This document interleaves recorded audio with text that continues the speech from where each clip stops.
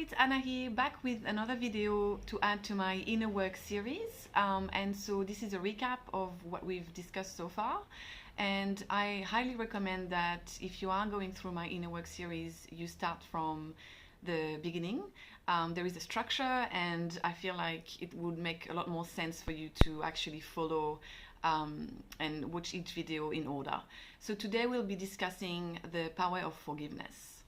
There is so much spoken about forgiveness out there, specifically in the context of religion. However, what I want to share today, and to be honest, this is the basis of all of my videos in this inner work series, this is based on my own experience. This is my own understanding based on what I've gone through in my own life, in the hope that it will be useful to you. What I'd like to start with is discussing the fact that forgiveness, in my opinion, is for ourselves. So it's not so much the actual act of going and seeing someone and telling them I forgive you. To me, that's actually not even required. It's about detaching and removing the emotional charge that's keeping us stuck, resentful, and down. It's a powerful tool to not let an event have so much power over us. In my opinion, the ultimate goal of inner work is to free ourselves of so much baggage, to become stronger and lighter on the inside, to really build that strong foundation on the inside, to find inner peace and strength, a solid foundation on the inside. And a huge piece of the puzzle is to release any resentment or hatred that we feel towards others. And it's not condoning or excusing someone's bad behavior. It is a way to free ourselves from the emotional burden associated with an event so we can find inner peace. By forgiving, we are able to let go of negative emotions and focus on positive growth. Now, I thought it would be useful to look at the etymology of the verb to forgive. And to forgive actually means to give up desire or power to punish. So it doesn't actually have to mean that you have to love that person. And I think that misunderstanding comes from religion. It's feeling so healed and good on the inside that we free ourselves from hatred and desire for revenge. And this can look different for different people, especially when you're recovering from something violent, right? And that's why in those extreme circumstances, it doesn't actually have to be staying loving. There are some behaviors that are simply completely unacceptable and that don't deserve our forgiveness, right? So it can simply be accepting that the event happened and that the person behaved the way they did, and there's nothing you can do about it because it actually happened. It's in the past. We can't change that. So there is so much power in simply reaching this state of complete acceptance about something without making it mean anything about ourselves.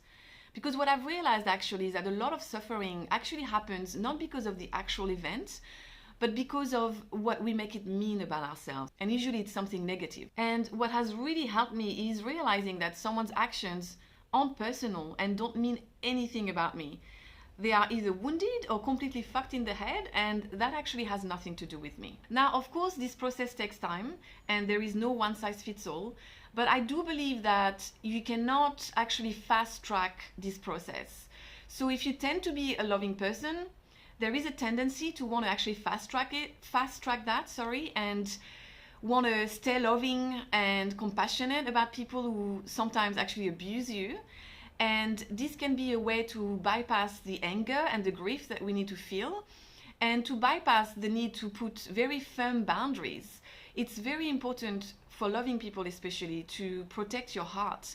And I don't know where this misunderstanding came from. I think it probably came from the story of Jesus in religion. But if you actually look at the story of Jesus, and I'm not religious, I'm just using that example because I think that's where it comes from and I think that's useful. Jesus actually was flipping table and calling people out on their bullshit. So he was calling abusers out on their bullshit. So you can come to a place where you are free from feeling any resentment and any anger towards someone. That will probably look like actually feeling the anger and the grief for a while until the charge is completely processed and has completely passed through your body and you're completely free from that. Now, with some people, you might want to actually forgive them and keep them in your life. And with other people, it might look like removing them from your life completely and having compassion for them from a distance. And that's completely okay. That doesn't make you a bad person at all. There is this quote that I really love that really emphasizes what I'm trying to say. And it's empathy with no boundaries is self-destruction. So we cannot be doormats. I believe it's the lesson a lot of us are going through in our inner work journey, to find that balance between love for others and love for ourselves. And it always comes with getting good at putting firm boundaries in place to protect ourselves.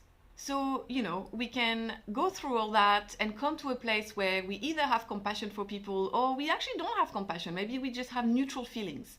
We feel nothing at all, either positive or negative. And that's completely okay. And this is the choice that everyone have to make for themselves in staying true to how they feel. I've actually witnessed people who try to fast track this process. And the problem with that is that if the anger and grief is not fully felt and processed for what happened to you, the problem is that anger and grief actually doesn't go away. It will come back. It will try to come back again and again in various different ways to be felt. And it's a recipe for disaster.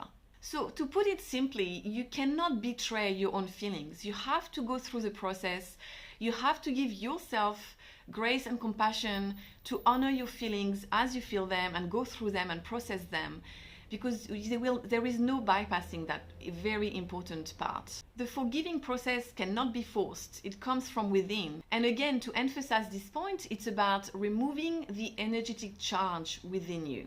And to end this video, I actually want to talk about forgiveness for ourselves, because in my inner work journey, actually what took me the most by surprise is the anger that I would feel for myself, for all the ways that I betrayed myself and all the bullshit that I tolerated in my life.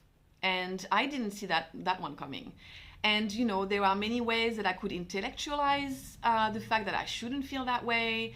Especially when you go through abuse, it doesn't really make sense to feel that way. But a lot of abuse victims will tell you that they go through the same thing. And so that's why I want to share this. You have to honor your feelings. If these feelings come up, even if they don't make sense intellectually, just show yourself compassion and honor your feelings enough to just work through them. And once you get to the other side, you will no longer have that charge within you against yourself as well. But the truth of the matter is that these feelings were there and they had to be witnessed and felt. So that's it for today. I hope this was useful, and I'll be back with more soon.